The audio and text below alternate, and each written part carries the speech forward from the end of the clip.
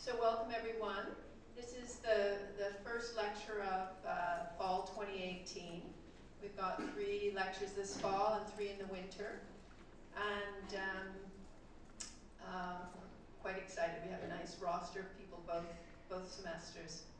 I'm going to start by thanking our sponsors for the lecture series, who are Thames Valley Brick, the Canada Wood Council, Ryerson School of Urban and Regional Planning, along with the Department of Architectural Science, our own school, the Kingdom of the Netherlands, the OAA, and the Toronto Society of Architects. So, yes, kings and queens have sponsored us. So we are also very grateful to be able to hold this event, tonight's lecture, here in the Great Lakes region, where the dish with one spoon treaty between the Anishinaabe, the Mississaugas, and the Haudenosaunee bound them to share and nourish and protect this land. They have welcomed subsequent Indigenous nations and peoples, Europeans, and all newcomers into this treaty in the spirit of peace, friendship, and respect. So we acknowledge the land and their generosity. So tonight's lecture is from Carol Phillips, who I've known for a number of years, went to school around the same time with Carol. She's going to talk about, in particular, a number of things. It's a themed talk called Material Matters. And she's predominantly going to be talking about a project that they recently were awarded by competition for George Brown College.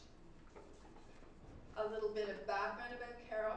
She's a partner with Moriyama and Teshima, one of Canada's most accomplished firms, known for creating bold, enduring, and sustainable architecture for 60 years that draws meaningfully from the communities and sites that they help to define. As design leader for some of the firm's most valued projects, she brings a passionate drive for powerful and graceful architectural solutions developed over 25 years of working in Canada and abroad. Carol's first completed project for MTA, the award-winning Multi-Faith Center at the University of Toronto, continues to serve its diverse communities with grace, beauty, inclusivity, and intercultural understanding, underlying principles that inform all of Carol's projects. Carol's an REIC Fellow, recognized for her design leadership and contribution to public architecture.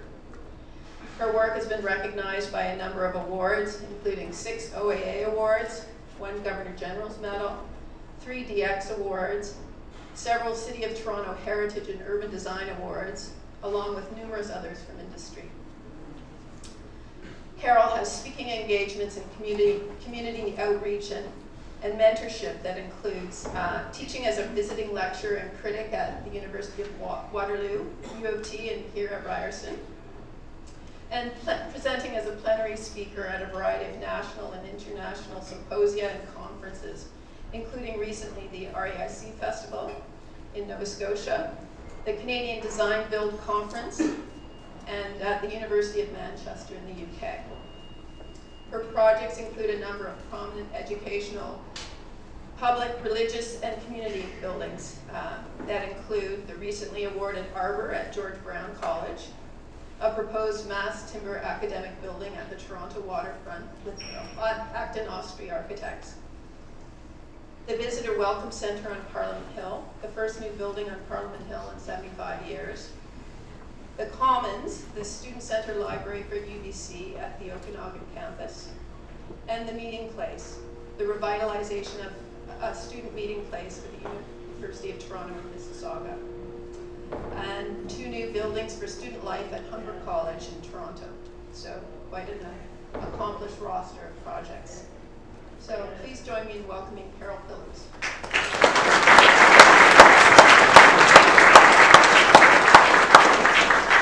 Thank you, and thank you, Cheryl, for that generous introduction and for the invitation to be here today.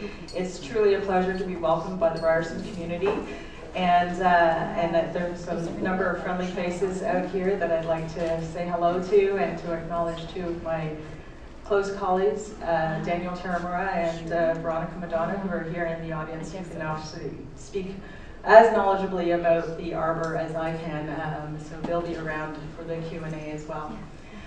So today I wanted to focus the lecture on, as Cheryl mentioned, the Arbor, which is a proposed mass timber building for George Brown College on the waterfront. But this project really has the potential to seriously impact the trajectory of our practice and the future projects that we do. And I mention that because I'd like to set the foundation for that. I think for any particular project or innovation to be truly impactful, it really does have to have deep roots. It really has to resonate with your particular passions as a person, as a designer, and the ethos of the firm. So before I speak about the Arbor, I would like to speak through the lens of materiality about a couple of projects that were done by Moriyama and Teshima, and to speak, if you'll indulge me, quite personally. And I realize I'm speaking to a room full of the majority of whom are architecture students, about what material and architecture and placemaking means to me personally. So again, the practice is about 60 years old, and I'm the third generation of leadership at the practice. And so the practice has gone through numerous trends and exposure to a number of things. But there are some common values that persist throughout the work of the office. And one of the reasons that I was drawn to the practice really had to do with its relationship to materiality. And so again, if you'll indulge me, I'm going to rewind the clock about 20 years and talk a little bit about when I was an architecture student. The prominent architecture of the day was really in a genre of postmodernism. It was a style of architecture that was monumental and really was about the collage of forms and archetypes that sort of came together. Perhaps it was a reaction to what was perceived of as the austerity of true blue blood modernism. And the architects that excited us of the day were the architects that also looked at this collage in a really intellectual way. OMA, Rem Koolhaas, looking again to find a sort of systemized order for this more aggregate approach to architecture. And then the most powerful among them as well in terms of imagery, Zaha Hadid and Peter Eisenman. These were all the self-declared paper architects, the architects who had trouble finding a commission. And really, as an architecture student, the idea of being immersed in this kind of heady world of ideas where deconstructing all the known archetypes of architecture and collaging them back together, it was kind of an intellectual process. It was very exciting. But somewhere around the fourth year of my education, I found myself living and working in Barcelona and Rome for a year.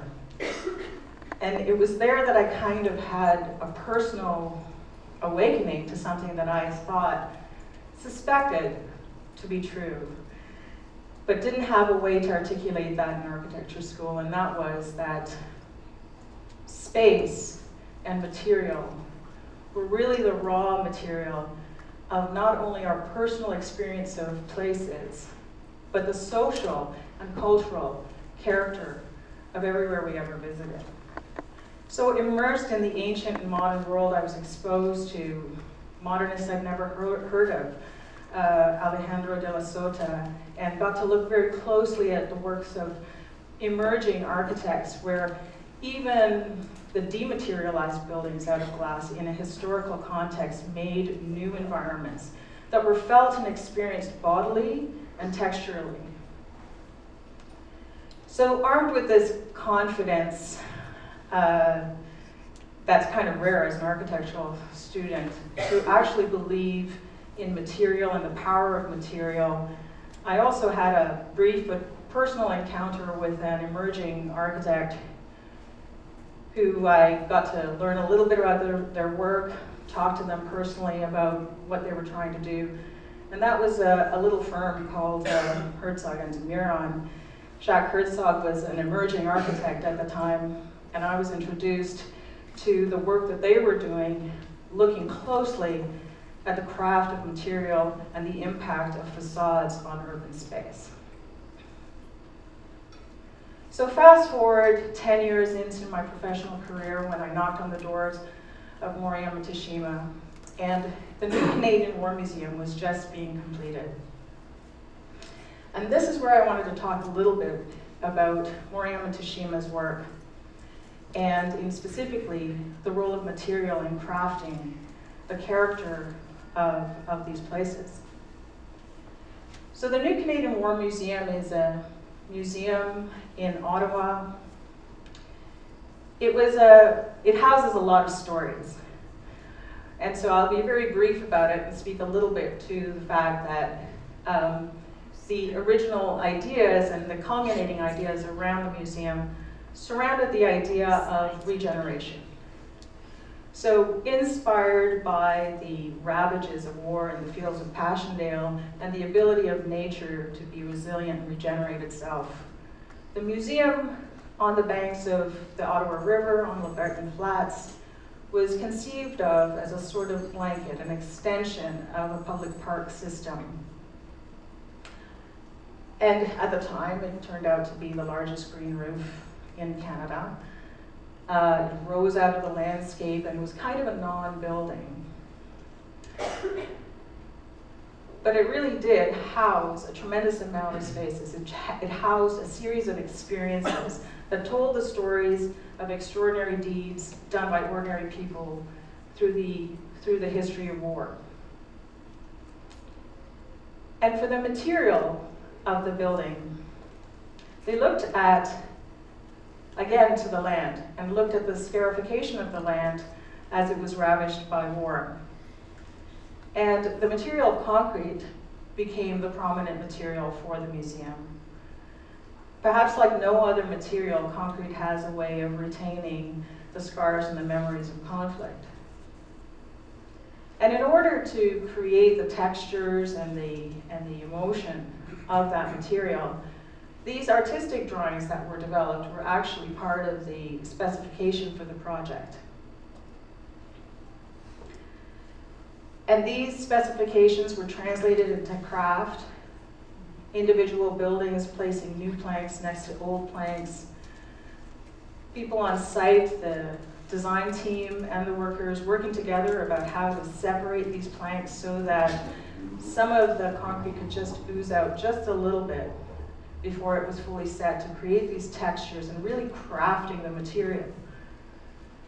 So somehow, in the walls of the new Canadian War Museum, as you go through it, the braces, the planks, the sheets of plywood, and even in some respects, the hands of the people who place them there are somehow cast into the walls like characters.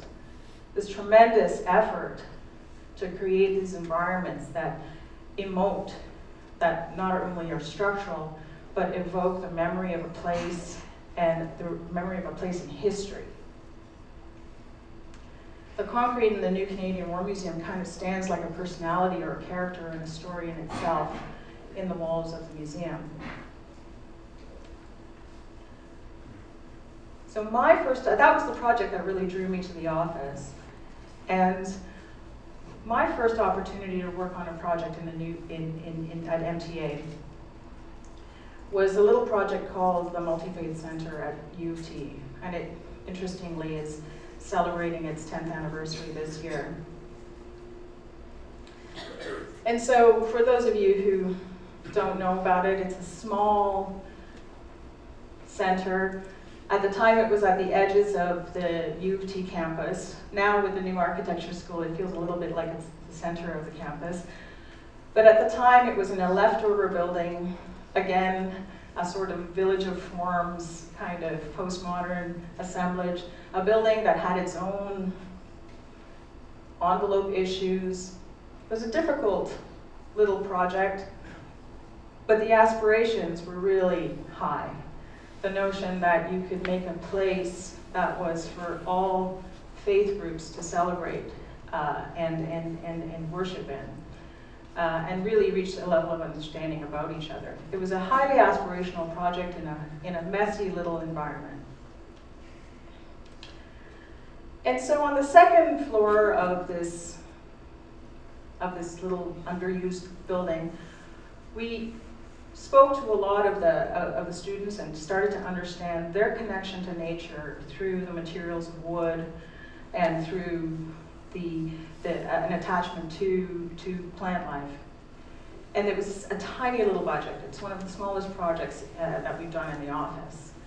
And so we kind of DIY'd it and worked with, at the time, Alan Darlington, who was a PhD at the city of Guelph. He was just, at Guelph University, and he was just beginning his research into vertical living walls. So we reached out to these people and actually sort of did some experiments. But it really was the main activity hall that was the heart of the center. And this was a room that we were inspired to craft almost entirely out of light. And so you might ask, crafting a room out of light, how does this square with a lecture on material? Well, I think it was actually the subtlety of choosing the material quality of the cladding for this, essentially a light system, a giant light fixture. And we looked at fabrics, and we looked at painted papers, and eventually we landed on onyx. And this was a material that we could cut to 6 millimeters in depth and laminate it to glass for stability so that it could be transparent. But we had to break it down into smaller pieces. And so in breaking it down to smaller pieces, we ended up coming up with a series of numbers. We looked to the sacred numerology of different faiths, and eventually came up with a pattern that was made of exactly equal parts, like individuals, that nevertheless had the numerology that was important to certain faith groups. For the agnostics in the room, myself included, I like to call it the Da Vinci Code. That's on the ceiling of the Multi-Faith Center. But the selection of the onyx had to happen remotely. The bigger pieces and slabs of onyx were dressed in Italy. They were transported to Montreal. We borrowed space in other people's warehouses, and we tested the hinges with steel plates. We worked with a windshield fabricator in Vaughan to actually laminate the glass together and actually look at the coefficient of expansion between the onyx and the glass to make sure it wouldn't crack. And basically, it was a very hands-on experimental kind of project. A lot of human effort to frame something that really only nature could create. The onyx was then placed, because every piece was exactly the same, we could place them with the people who were installing it. It was placed from dark to light at the front of the room. And really it became a space that was bathed in light, but nevertheless was of the earth. And because when the Dalai Lama visits your project, you have to show the slide as often as you possibly can. So those are two examples of the work, and their early work, but their work to say that throughout our work at Moriyama Teshima, the sparse but assertive use of material is part of our ethos. And whether we're working with ball chain, or whether we're working with aluminum, or wood, or stone, that approach to creating a spirit of place through the materiality of a building is germane to what we do, and it's largely for that reason why I see so much potent potential for the Arbor, because it is de facto a project that is based in its material quality to have tremendous influence on what we do going forward. So with that, I'd like to speak a little bit about the Arbor. The rest of the lecture, I'll take you through some of the work that we're doing and where we are now. And I'll begin with the design. So the challenge of the Arbor was to create a mass timber, assembly occupancy, 10-story building at the waterfront that aspired to be net zero and was to be a smart building. It had a high aspirational quality. And to facilitate the creativity around that, George Brown hosted an international design competition. And our approach, teamed with Acton Austri architects out of Vancouver, who are the architects for the Brock Commons 18-story encapsulated mass timber building, who some of you may know about. Our idea was to try to dare to be as small as we possibly can, to create the smallest possible footprint that we could, and then to breathe room, generosity for the public and social life of the building into that system. It was a way of approaching the sustainability agenda, but then creating a special, generous space for a new college community down at the waterfront. So this notion of breathing rooms permeates all aspects of our design. There are structural breathing rooms, and by that, and I will explain towards the end of the presentation, our structural system is wide and flat. There are social breathing rooms, and these are spaces to foster interaction, a sense of community and collegiality in the academic environment, and to use these breathing rooms to enhance our passive sustainability agenda and to essentially let as much light and air into the building. So I'm just going to show a short animation and take you on a tour.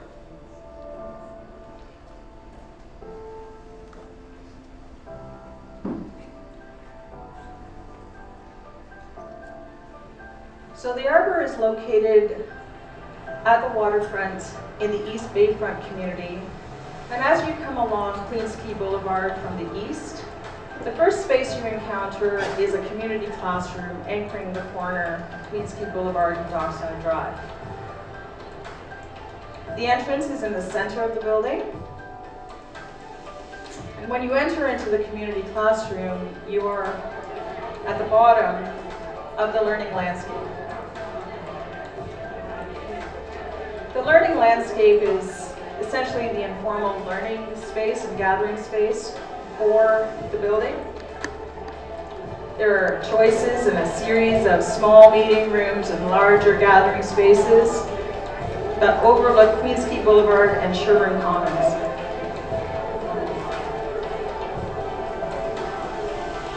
The learning landscape rises up 3 stories along Queens Quay Boulevard, and this is consistent with some of the neighboring development to have public spaces up to the 3rd floor.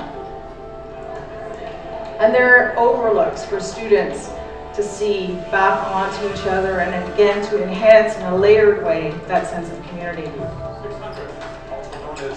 We've also located the largest classrooms on the 3rd floor, and these are meant to be flexible spaces to be used for conferences and banquets. And on the 3rd floor there is a convenient stair that rises up 2 more stories and connects through a bridge to the existing waterfront campus building, the Daphne Coxwell building, that is south of our building on Queens Quay. The typical floor, there are classrooms to the north and to the south, and each floor is anchored by a breathing room, a small breakout space, living room for students to focus on their work between classes and do group activities.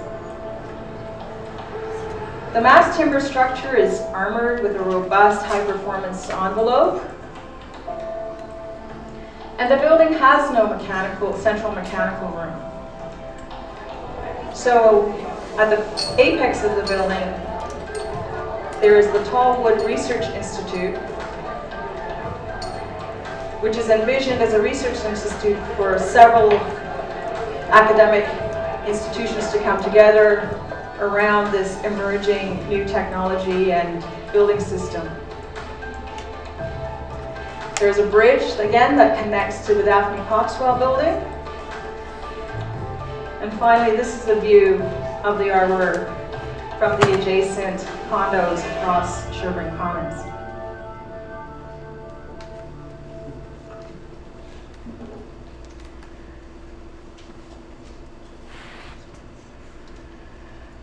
So I'd like to just break down the design a little bit.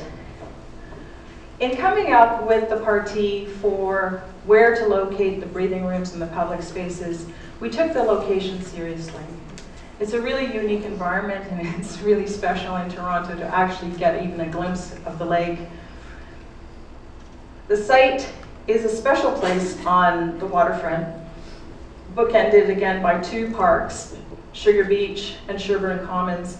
This collection of buildings, A, B, D, and E, are kind of the worker bee buildings of the waterfront development. These are not residential buildings. These are buildings where people work and learn, and they support the burgeoning condo development that's happening all around. So it's important from an urban perspective to maintain the street walls, to keep that sort of chunky mass of a building so that we really establish a place where, a real place, as this part of the waterfront develops, and to create this sort of urban fabric that isn't really there now.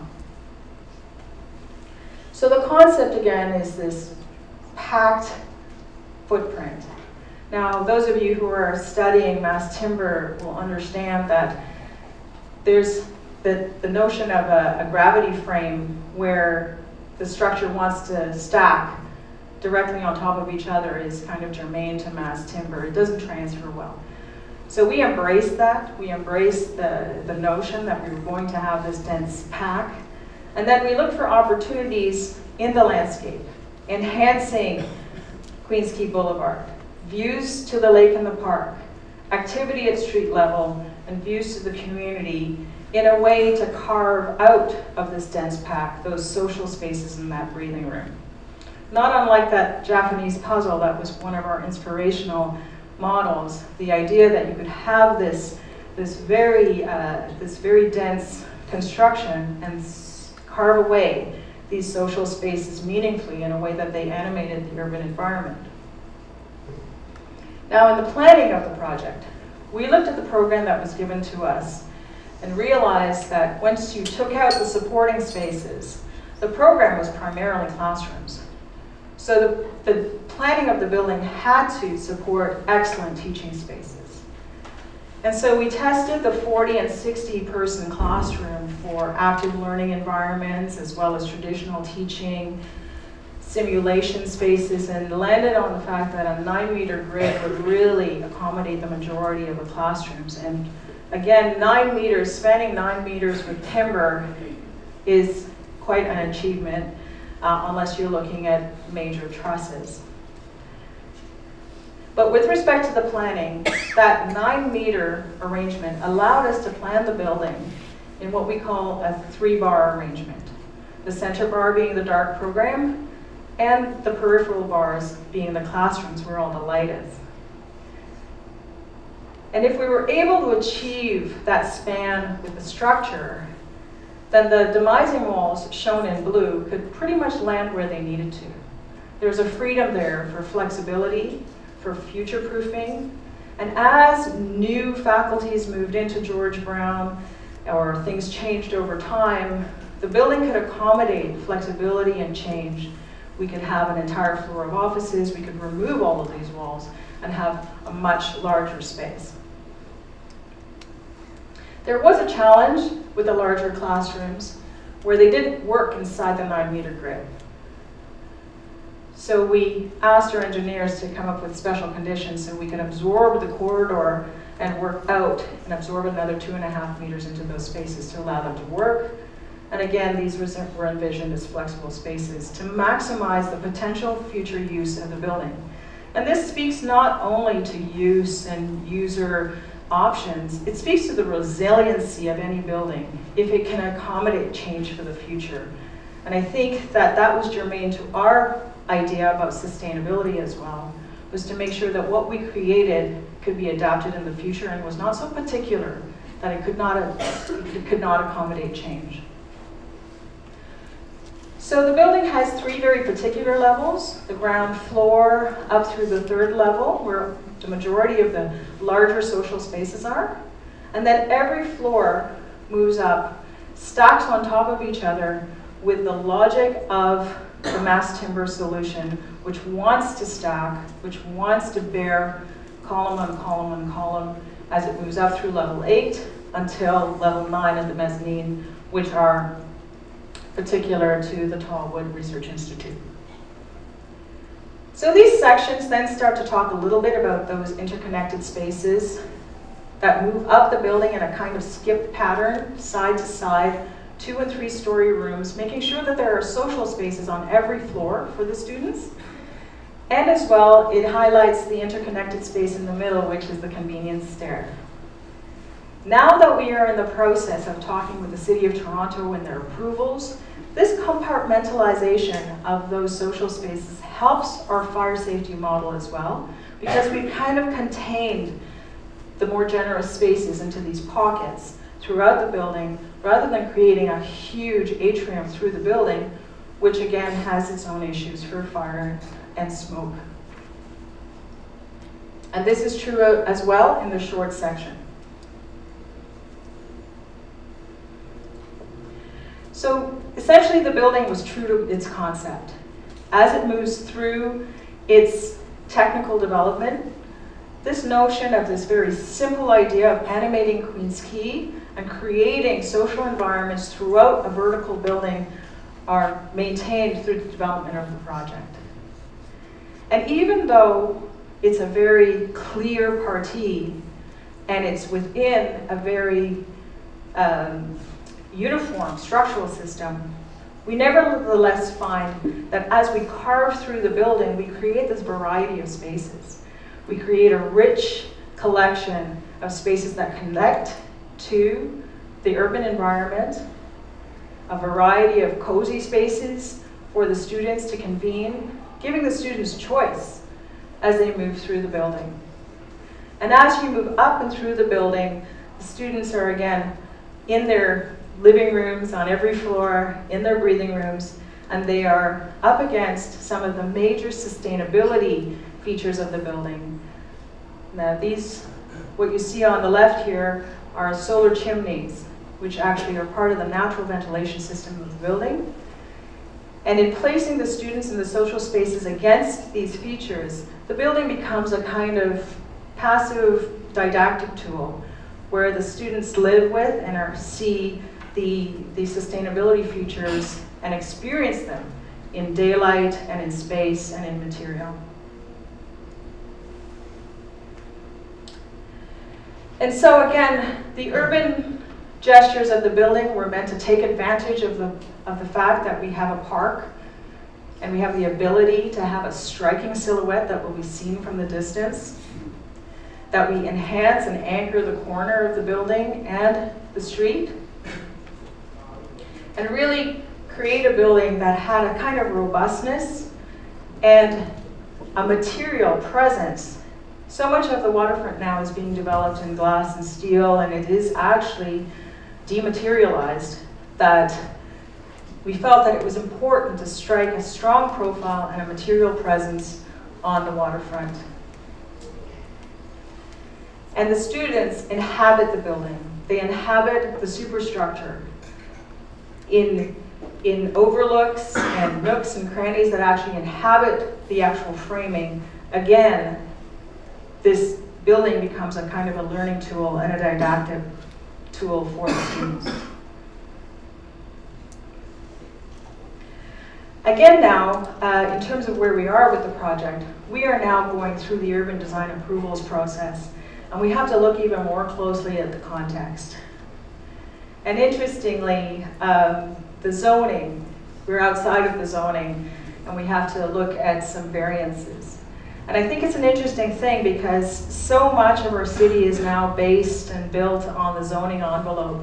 And if developers want to maximize their zoning footprint, the architecture is just sort of left to be the finishes and the graphics that you put on a building. So breaking through, in a way, those zoning envelopes when it's purposeful is is an important thing to sometimes try to achieve. And interestingly, during the competition, we had never really looked at the building like this. But if you look at the development from the north and where we are at the lake, the building itself naturally does a kind of a height transition for the building. It's kind of a happy discovery that we went through. The form of the building was actually generated from something a little different, which I'll explain in our sustainability section. So as we move around the building now, one of the things I wanted to point out in terms of mass timber is that the system that we're looking at to envelop the mass timber naturally wants to be a prefabricated system. Concrete buildings and steel buildings can stand out in the weather all they want, but mass timber cannot. Water is its enemy, and so as the mass timber gets erected, we want to be enclosing it in a prefabricated envelope, level by level, as it goes up. So what we are doing now is we're studying 2- and 1-story options for how we might be able to create this prefab panelized system. And we're doing all of these studies and starting to engage with prefab manufacturers to understand how they will actually create these panels, lift them into place. And during the competition, we envisioned it this way. We envisioned that there would be a couple of different modules that we would create. You can see them over there, Module A and Module B, and shading fins that would be applied after. And we would use these 2 modules to create a variety across the facade. And these, again, are the technical studies that we're starting to do to understand how to optimize the scale and the size of the prefab panels. And we're also doing this in tandem. We are looking at the degree of shading that we can put across the building. We are looking at the rhythm of the fins and the kinds of materials that we can use, and looking at the economics of how much we can put in terms of the profile and the texture of the building. So essentially the building is self-shading. So again, the envelope and the form of the building are also driven by its sustainability measures. So while I mentioned the urbanistic characteristics of the form of the building, really what drove the form of the building was our sustainability agenda. The form of the building is purposeful. The north elevation rises up to capture soft, natural north light. It closes down to the south to shade and to be an armature for PV. And on either side of the building, on the east and the west, we have flanked it with a solar chimney as part of the passive air system. And that chimney wants to rise up higher than even the tallest floor of the building to increase natural convection. So some of the sustainability measures as we try to approach net positive, net zero, the building essentially acts kind of like a tree. Its structure is the mass timber. We have a geothermal exchange that drills down 200 meters into the bedrock. And then the building skin itself is at times self-shading and solar harvesting with PV and the fins to shade the building. It's also where we get the majority of the natural ventilation for the building. The building has 2 modes. It has a passive mode where none of the air conditioning or heating is on, where we get natural ventilation through the classrooms, into the corridors, and the natural convection that is created in the solar chimneys. And the solar chimneys are basically double wall, double skin facades on either side of the building, one on the east and one on the west, so that one heats up in the morning and one heats up in the afternoon to create a mixing of air throughout the day in the natural mode. The solar chimneys are filled with heat-gaining fins so that they're hotter and the air kind of naturally drives through them. There are times, of course, in Toronto where we have to button up the building, so we have a mechanical mode. But we don't have a central mechanical plant. We've decentralized the mechanical rooms. So every floor has 2 mechanical rooms, and if George Brown wanted, they could turn off a floor if they wanted to. So each of the floors has 2 smaller mechanical rooms that has its own heat recovery that allows for the heating and cooling to happen locally where the people are. And even in the active mode, the solar chimneys work as the exhaust. So it's really kind of a simple diagram. It's visible performance on the east and the west in the form of those solar chimneys that really, I think, become that didactic model and give form to the building. And on the north and the south, it's climate responsive, glazing heavy, looking to get the right balance between natural daylighting and mitigating heat gain and shading. And so it wouldn't be a sustainability thing if we didn't have all these kind of bar graphs and things. But what this is really trying to tell you is that on a small, dense site, it's really, really, really hard to achieve net positive. That even at the best, we can probably get up to about 70%. And really what it depends on are the gray bars at the top, where we require people. So the 15s go to 7, and the 17s go to 12. If people turn off the lights and don't plug in as much, and really, it really requires some degree of user participation to get the plug loads down and to try to get user participation in the building. And I think that's where smart buildings come in, and that's where when a building has such a strong sustainability agenda, even in its materiality, it will hopefully inspire that kind of activity. And so these are the kinds of cool metrics that we love, 2,350 cars off the road, 8,000 metric tons of carbon dioxide saved, and it's a really ambitious building. We are aiming, and our sustainability advisors are TransSolar out of New York, we are aiming to actually achieve a net zero carbon emissions target, and we're looking to have a performance criteria of 55 to 60 kilowatt hour per meter squared per year, and that's quite an aggressive target. And so now I'd like to talk to in a way, the star of the show, or the structural innovation for the project. Whoops. I will just back up a minute. So the structural system for the building, as everything that we've done with the Arbor, has to have long-term applications. So our system is innovative in that it's looking to really accelerate the cross-laminated timber industry in Canada and generally to proliferate it in general use for all the buildings that we're going to be doing. And when I say we, I don't actually mean Moriyama Teshima. I mean, we wanted to come up with a system that was transferable, that developers could look at and say, this is a viable option. It's not an exception to the rule. It is something that we can see applicable in ordinary buildings, because that's in a way how you really revolutionize the use of mass timber, is that doing a demonstration project like this one, which is aspirational, but using it in a way and coming up with a system that someone can recognize that they can use it in their ordinary buildings. That was part of our objective. So the system is really simple. It's got 3 major components. Wallums, which are exactly what they sound like. Columns, they're kind of like walls.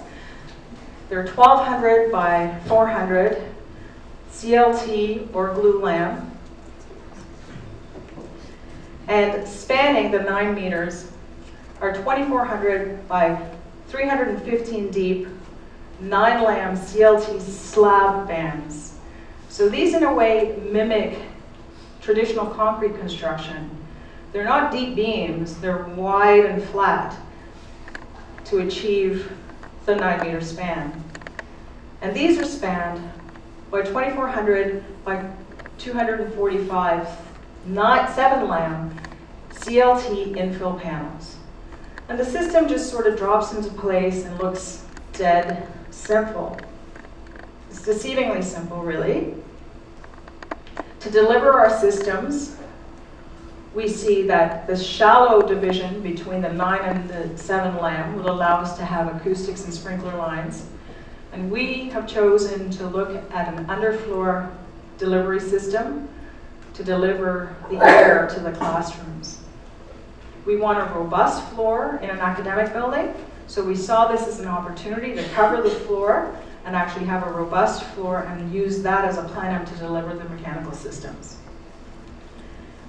And so recently, when I was presenting this project to Waterfront Toronto, I was challenged with the question, why is this innovative? And I stumbled a little because it is deceptively simple. And it was after the fact that I realized that the word I was looking for but couldn't find in that presentation was the word beamless. One of the major restrictions of post and beam construction is the depth. In order to make big spans out of wood, you're usually using a truss or a very, very deep, heavy timber member. And you look on the ceiling of any space and you see the mechanical systems and you see the sprinklers, and you see the AV, and you understand the restrictions that that provides in terms of trying to deliver the services, the air to people, as you have to snake under these deep beams. Our system is beamless. And so again, we are chosen to use a concrete topping and raised floor to deliver our mechanical systems. But the option is there to have this free ceiling to deliver your systems. And this is where we think developers and ordinary builders might find this attractive. And they might even find it attractive because they might be able to squeeze in an extra story because the system is so thin. And where we are now is we're trying to seek further optimization. We're doing panel layout on panel layout, trying to understand, working with fabricators to understand how much waste we can do. And all of this CLT can be pressed today in Canada, which is another proliferation of the industry that we are hoping to do. And largely it's because, as I mentioned in the beginning of the lecture, for anything to take hold, it has to already have deep roots. And I personally, and we at the firm, have this deep connection with materiality and the potential of materiality, not only for its innovation, but for its cultural and felt and experienced potential in projects, even its poetic potential. And then there's something else. I think we've all seen these in some way, shape, or form. They all kind of look the same. They all come from a million different sources. The last one is NASA, and that's, of course, that we're getting hotter and hotter and hotter, and we have to get the carbon out of our atmosphere. And then there's another phenomenon, and I circle back to something we know. Even in Toronto, we know that the prediction right now is that by 2035, we're going to have 9 million people in Toronto. So that's housing, and that's also amenity buildings, and that's community centers, and that's libraries, and that's schools. So we're going to be building more. And I think that a lot of people might say, well, you know, maybe people are all going to move to Hamilton because prices are cheaper, and we're not all having a million kids. But there's something else that's happening globally, and that's this socio-geopolitical phenomenon called mass migration. All the urban centers, Bogota to Berlin to Toronto, they're all growing. And then, what can we as architects do? We can choose materials sustainably and responsibly. And there's a lot of stuff. I try to just look at stuff where people have PhDs behind their names, but I'm not a researcher. I'm a practitioner. I make stuff. So how do I know? And there's lots of lobbying from the concrete and the steel about how everybody's getting more and more sustainable. But when I don't really know what I'm looking at anymore or who to believe, I look to the sky, and in this case, my sky is NASA. And I started this at 2008. When I first started looking at it, back in 2002, it was really a nice kind of bluey gray. And I don't know, there might be climate change deniers, there might be not climate change deniers. All I know is that this is just straight observation. And I don't know if it's just me, but I kind of starting to see a pattern here. I think the world's getting hotter and hotter and hotter, and of course I'm being a bit sarcastic. I think if we don't think that there's urgency about this now, we are just kind of kidding ourselves. I think extreme climate, we experience it on a daily basis, and if we don't do something, whatever little bit we can do, I can fill my recycling cans, I can do all of that kind of stuff, but I'm in the building industry. Is there some choice that I can make that can really have some kind of impact? So, just a couple of more slides. I want to return to this. It's great. I mean, we love these little infographics, but what does this actually mean? It wasn't until I started working on the Arbor that I truly understood the way carbon sequestration works. We all know that we put carbon dioxide into the air through pollution, through breathing, through whatever emissions, and that trees breathe in carbon dioxide, emit oxygen, and bind the carbon into the wood. What I didn't quite realize is what happens next. When a tree decays organically through bacteria, that carbon eventually gets released back into the atmosphere. God forbid, when a tree burns in a forest fire, it emits tremendous amount of carbon back into the air. But when you harvest a tree, that carbon is bound into the tree. And if you use it in a way that it doesn't decay, like in a building structure, it's bound there forever. We've removed the carbon from the atmosphere and bound it into the wood. And the other thing that I didn't realize is that young forests actually absorb more carbon than mature forests.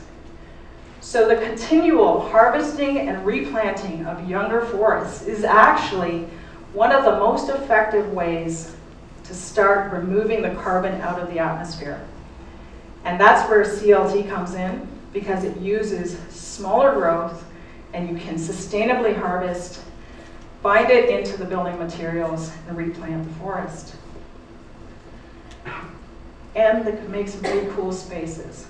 So why I think this building has tremendous potential to impact our practice is that it's in our blood, it's in our ethos, it's in my personal passion to believe in the experience of places through their material quality for the use and the experience of the individual and the collective.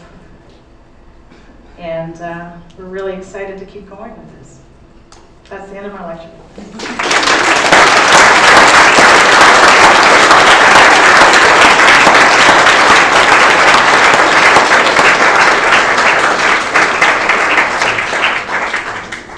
Thank you so much, Carol. I'm sure there are lots of questions from our audience that they're dying to ask. So I will pass the microphone around to anybody with a question.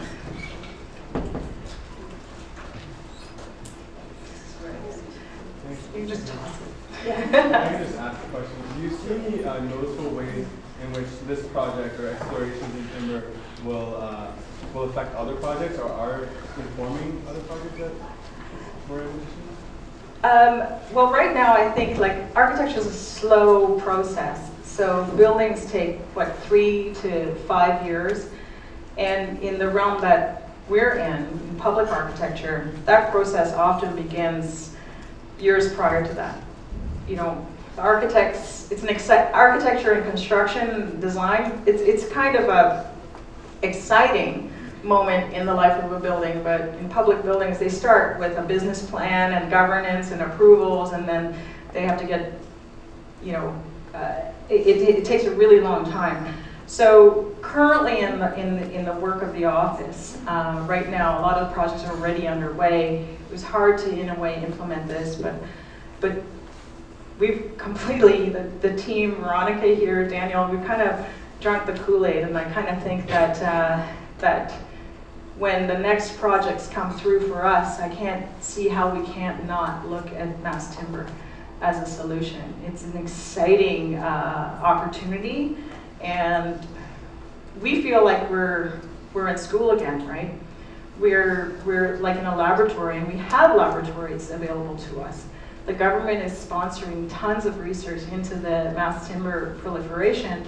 So, you know, as we go through this, real life testing of full-scale mock-ups, even in some cases, perhaps if the City of Toronto requires it, a burn test, like all of these things are actually part of what we're going to be doing. And it feels like we're at the very beginning of a very new thing, but that nevertheless could have beautiful results, yeah. So yeah, I think it's gonna have great impact. Is there another project that I'm gonna speak of right now that we're using a mass timber solution? We don't have opportunity right now, but as soon as we win another project, I think that that's gonna be on the table right away. There's a question over here. Would you like the mic? Oh, sure. We're recording, so it's helpful to have a mic.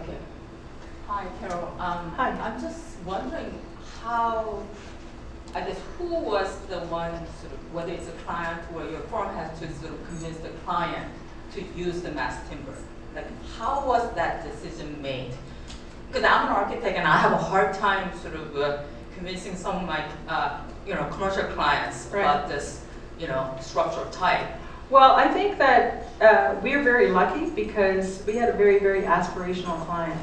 I mean, I kind of think of George Brown College and our clients who have, in a way, were like the little engine that could. George Brown College doesn't build a whole lot, but they were the ones that came up with this this idea to host an international design competition and to set this high bar of criteria for the projects. And really, I think that all the credit lies with them for thinking through this way. And there were 4 submissions, and they were all very different. And 2 of the submissions looked at a highly transferable system. And I think that is part of what, to answer your second part of your question, how do you convince people? Well, as designers, sort of perhaps stop looking at this as the problem of one building, but rather how do we create and generate access to system of building. Architects and engineers, if they are able to innovate in this way, I mean, this is one solution. I'm sure that if you got each of you the opportunity to come up with a transferable system, you'd see some incredible ingenuity come out of it. And once you build the industry, and once you have a system that can be transferred and is economically as viable as something else, then that's the way you start to convince clients. Would you say that this is more, I mean, at least right now, the more expensive way to build? Well, I think that there is a premium for the wood, but there are other costs for developers and commercial clients that you can't really see here. And I didn't really speak about it, but see us in 3 years. Hopefully we'll be able to show you the construction of this building. And what we'll be able to show you is that all of this is assembled in a shop. So all of the timber is going to arrive on site wrapped and protected, and it's going to go up 10,000 square feet in a week. And so that's actually how fast this construction is going to happen. That's how quiet it's going to be. It's not going to be a lot of concrete mixing trucks. The stuff's going to arrive, it's going to be clicked into place, and the facade's going to go up. And it's going to be quiet, and it's going to be fast, and for a developer, that in itself is going to have tremendous interest. And there are precedents already. There's one happening at 80 Atlantic right now. There is the Brock Commons project that was at UBCO, and there there are examples of these projects that are going up quickly and easily because they're a kit of parts to some degree. That's the beauty that's always been there in sort of even post-field construction. Yeah. Is there another question? Yes. So you said when the carbon is stuck in the wood, it's there forever, but most of these buildings are only lasting about 50 years. So is there a plan for the wood structure when the building comes down? So we actually work in Old Town right now. And our building is on George Street. I don't know how old the building is. It's probably getting on to 100 years. I think is there a plan for when we take down buildings in 100 years? We never have plans for taking down buildings in 100 years, whether they're steel or concrete or wood. So no, there's no long-term plan. I think what we're looking at is a kind of a cultural shift in thinking that if we build our buildings adaptably and permanently, that we'll stop just taking them down and rebuilding them. And I think that has to happen regardless of whether it's a concrete building or a steel building or a wood building. We got to just start reusing our buildings and be making enduring architecture that doesn't have, not so particular in a way that it has to be taken down and reused and becomes not functional anymore. So, I mean, that's not really an answer to your question. We don't really know what's going to happen when the wood comes down. But I remember reading this interesting paper recently that said that a really viable way of reducing the carbon in the atmosphere would be to plant forests, cut them down, and then bury the wood. And I just thought, we should use it. I guess we could bury it. Alright, just a quick one. So I've been reading into mass timber construction, and I just wanted to figure out, how are you dealing with like the shrinking and expansion of the wood as time goes on? Yeah, it's going to shrink. So there has to be some tolerances built into the movement in the building, and I think that though that cross-laminated timber is actually more stable, but there's science and engineering. There's science. There's always science. So there's a way of actually understanding what those tolerances are going to be, so that we can accommodate for that in the steel connectors that are part of the overall system. The interesting thing will be to figure out how we detail the fire protection around the steel connections, so that when there is shrinking, that we have those tolerances built in. Yeah, I think that the former story of mining that fraction of the public in the forest cars you are 6 months ago.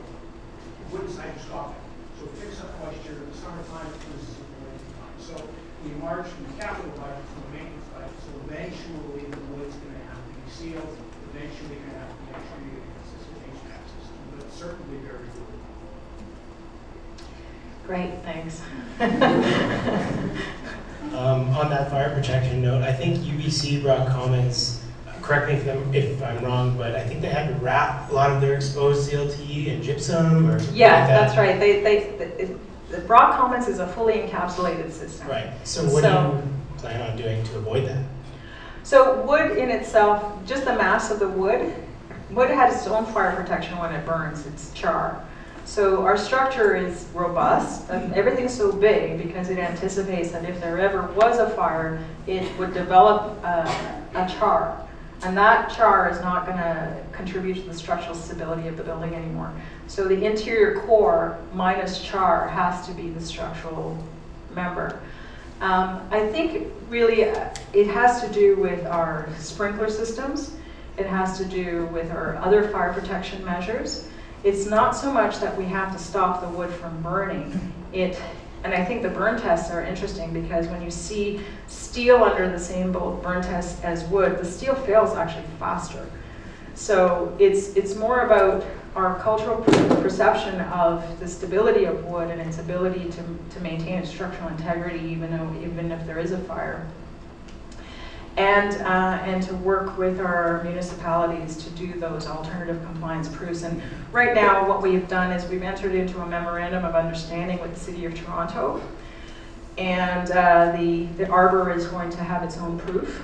And there's a number of things we're going to be doing, evacuation modeling, probably putting little people in the model and seeing how fast they move out, and figuring out exactly, try to convince the city that the building as a holistic design, not just, the City of Toronto doesn't want us to create specific suite of alternative compliances so that another building can come along and cherry pick those items. They want the Arbor to be seen as a kind of a whole.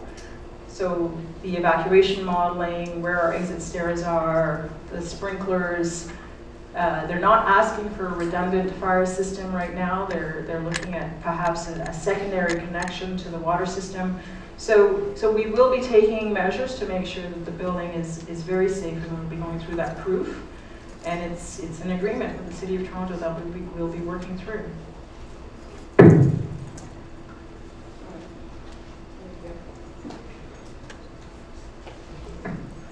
Hey.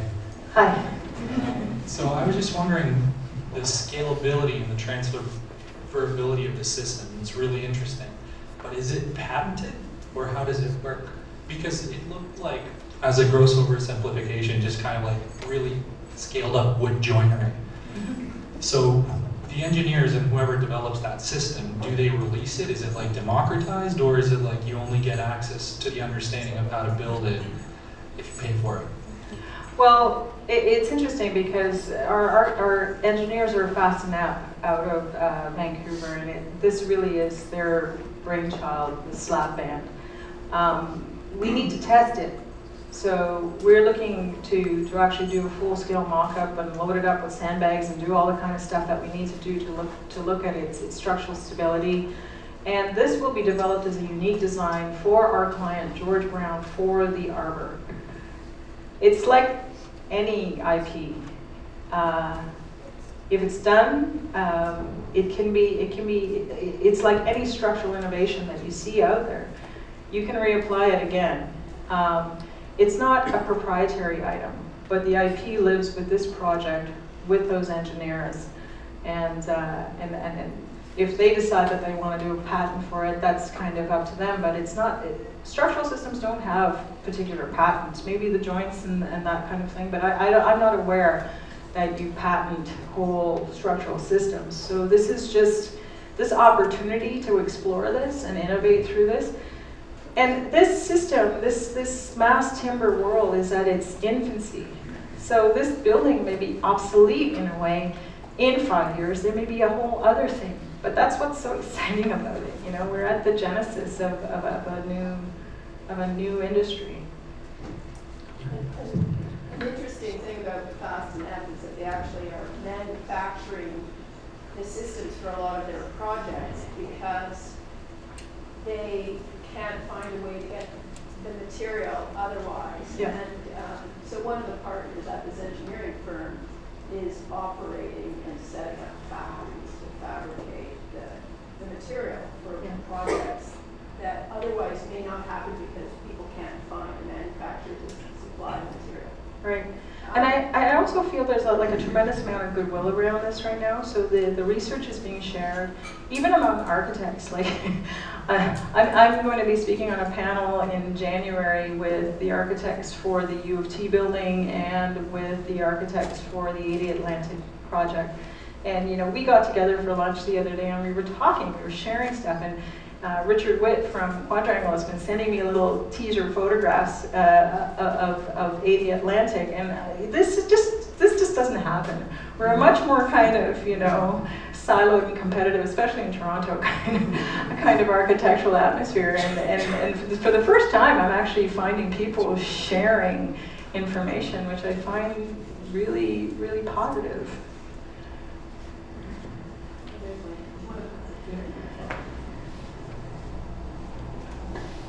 Thank you. How is the concrete and steel industry responding to these innovations? Well, I think at this point there's still a tremendous amount of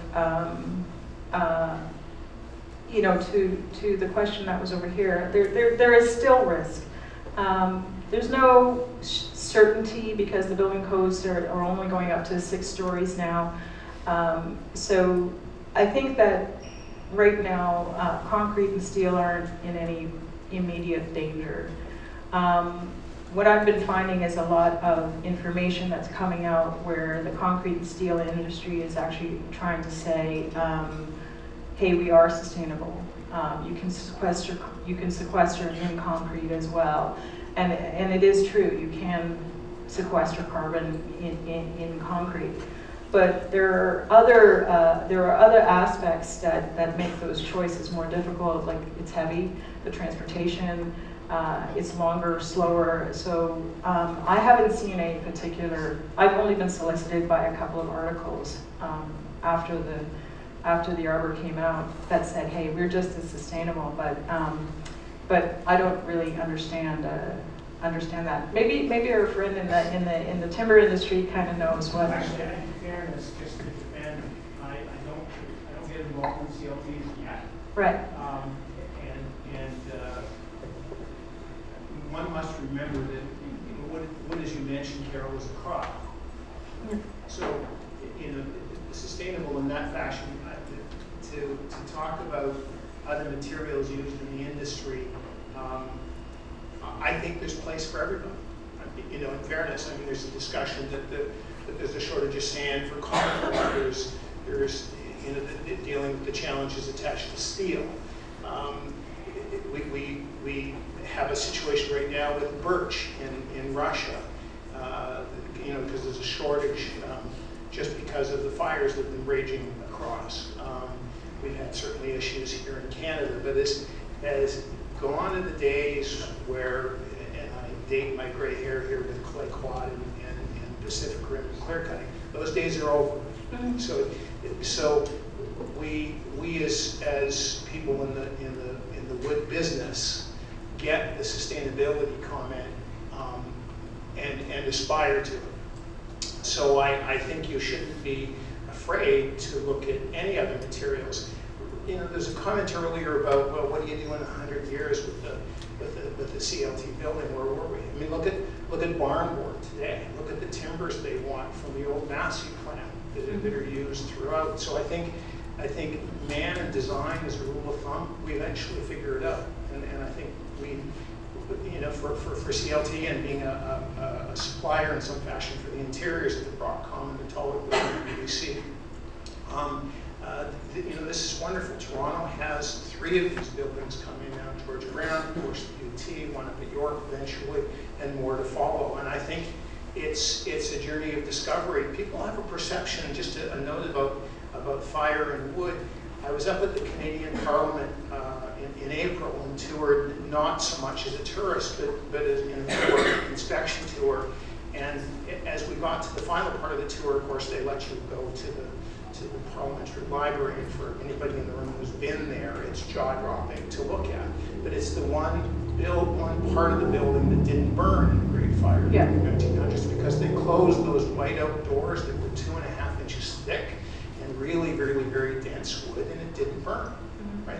And they didn't have a lot of fire codes then; they just built it, so to speak. So I think, as designers, we should applaud that we're trying this and embrace it. And I don't think that you'll find that maybe the steel fittings to attach the beams together might have a patent or proprietary in some fashion, but it's out there, try it. And I take this a step further because I've had the discussion downstairs in the design lab with Frank Bowen and his people.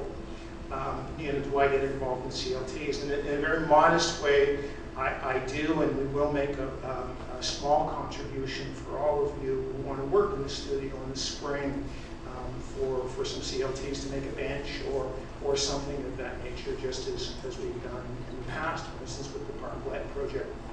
Can I also just mention that, just to speak a little bit about steel and concrete, that there's only as well so much that wood can do structurally. So hybrid systems are going to start to become, again, part of the architectural language. Because even, for instance, in the long span classrooms that we have, it can't do by itself. the wood's going to need some help, and it's going to get help either from concrete or steel in order to do those spans. Otherwise, we're looking at trusses. And I think that that's, again, speaking to perhaps how we might be seeing things in the industry coming together in a more interesting way.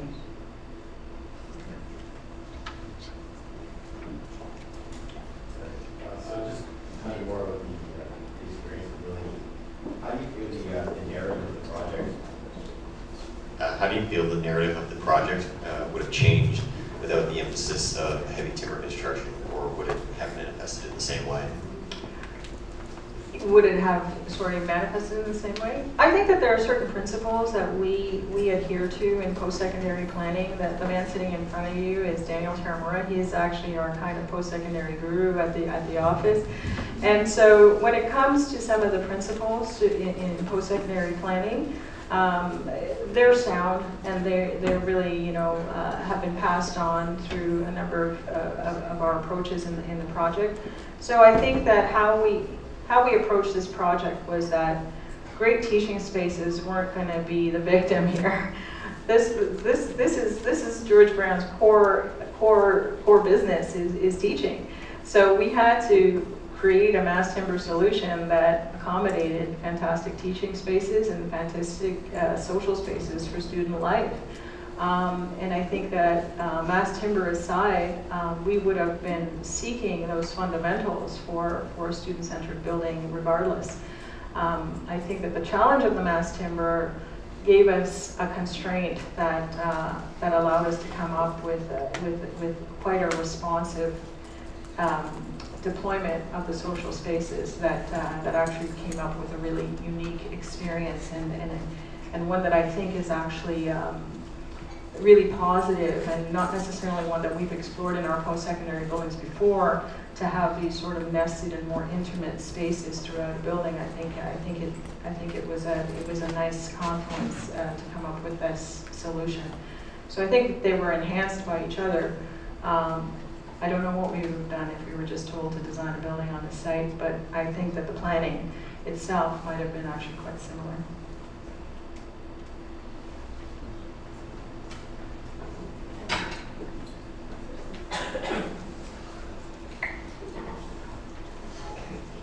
One last question.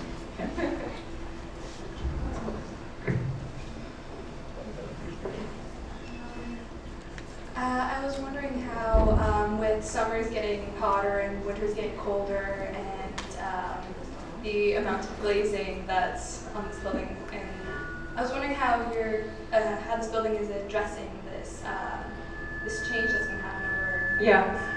So actually, I think that this building is actually quite tight with respect to the amount of glazing that's on it. We're actually shooting to 40% glazing on the building. And that's another reason why we actually look to have a kind of a solidity to the building rather than have it be dematerialized completely by glass. Is that, I don't know, there's a new vernacular coming. And for those of you who practice SB10, which is basically the new provision in the building code, basically dictates that there's a new vernacular that has to happen. Buildings just can't be all glass all the time, so we're going to see a more material presence in all the buildings we do, and that's the approach we took here. So we have a 40% glazing around the building right now. And we're trying to balance that actually, because it's a challenge, because what we're also trying to do is balance the access to daylight, because the lighting loads in the building go up the more it's closed down. So that's actually where we're trying to find the sweet spot between the lighting load and the heat gain from the glazing. So yeah. I think we're going to wrap up. It's been a wonderful talk, and it's really applicable to our students. We're doing an educational building in third year that they'll be working on for an entire year, and we've asked that it be approaching zero in both net zero carbon and net zero energy. So this has really been an illuminating talk, and I can tell by the questions that our students are really excited. So Right. Thank you. Oh, thank you. Thank you for the opportunity.